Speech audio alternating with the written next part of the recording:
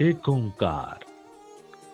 गुरु नानक, जिन्होंने वेद वाणी को ही जन भाषा में व्यक्त करते हुए कहा, एक नूर ते सब जग उपजया।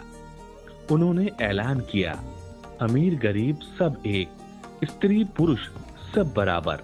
नानक गुरु थे अपने शिष्यों के। वो एक बार फिर अगुवा बने भारत की इसी सनातन गुरु शिष्य परंपरा के। और देखते ही देखते ये परंपरा एक संगठित तरीके से आगे बढ़ गई। कहते हैं, गुरु नानक बचपन से ही गंभीर प्रवृत्ति के थे। बाल्यकाल में जब उनके साथी खेल कूद में व्यस्त होते थे तो वह अपने नेत्र बंद कर चिंतन मनन में खो जाते थे। यह देख उनके पिता कालू एवं माता तृप्ता चिंतित रहते थे। उनके पिता ने पंडित हरदयाल के पास उन्हें शिक्षा ग्रहण करने के लिए भेजा, लेकिन पंडित जी बालक नानक के प्रश्नों पर निरुत्तर हो जाते थे और उनके ज्ञान को देखकर समझ गए कि नानक को स्वयं ईश्वर ने पढ़ाकर संसार में भेजा है। नानक जी ने घर बार छोड़ दिया और दूर दूर के देशों में भ्रमण किया, जिससे उपासना का सामान्य स्वरूप स्थिर करने में उन्हें बड़ी सहायता मिली और वे सिख संप्रदाय के आदि गुरु हुए। गुरु नानक जी का विवाह कन्या सुलक्षणी से हुआ। उनके दो पुत्र श्री चंद और लक्ष्मी चंद थे। गुरु नानक के पिता ने उन्हें कृषि व्यापार आदि में लगाना चाहा, किंतु यह सारे प्रयास नाकाम साबित हुए। उनके पिता ने उन्हें घोड़ों का व्यापार करने के लिए जो राशि दी, नानक जी ने उसे साधु सेवा में लगा दिया। सिख ग्रंथों में उल्लेख मिलता है कि गुरु नानक नित्य बेई नदी में स्नान करने जाया करते थे। एक दिन वे स्नान करने के पश्चात वन में अंतर्ध्यान हो गए। उस समय उन्हें परमात्मा का साक्षात्कार हुआ। परमात्मा ने उन्हें अमृत पिलाया और कहा, मैं सदैव तुम्हारे साथ हूँ। जो तुम्हारे संपर्क में आएगा वे भी आनंदित होंगे। जाओ, दान दो, उपासना करो, स्वयं नाम लो और दूसरों से भी नाम स्मरण कराओ। इस घटना के पश्चात वे अपने परिवार का भार अपने श्वशुर को सौंपकर विचरण करने निकल पड़े और धर्म का प्रचार करने लगे।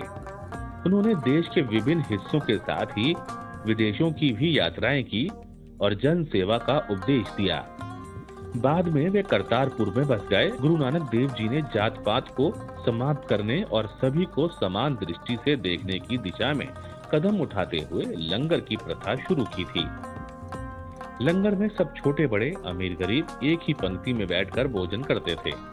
आज भी गुरुद्वारों में उसी लंगर की व्यवस्था चल रही है, जहां हर समय हर किसी को भोजन उपलब्ध होता है। इसमें सेवा और भक्ति का भाव मुख्य होता है। नानक देव जी का जन्म गुरु पूर्व के रूप में मनाया जाता है। 3 दिन पहले से ही प्रारंभ फेरियां निकाली जाती हैं। जगह जगह भक्त लोग पानी और शरबत आदि की व्यवस्था करते हैं। इन्होंने गुरु गद्दी का भार गुरु अंगद देव जी को सौंप दिया और स्वयं करतारपुर में ज्योति में लीन हो गए।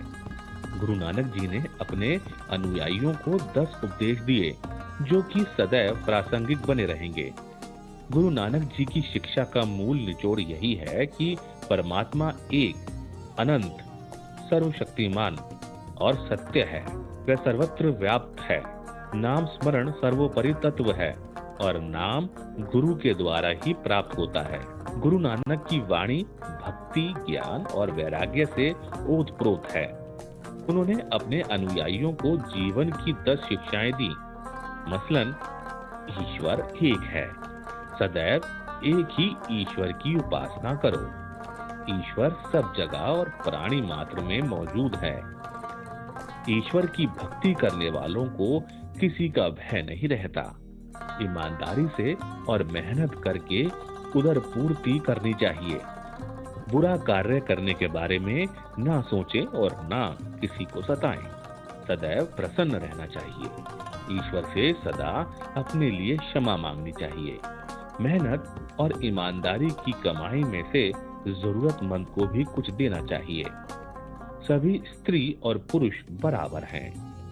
भोजन शरीर को जिंदा रखने के लिए जरूरी है और लोभ लालच व संग्रह वृत्ति बुरी है।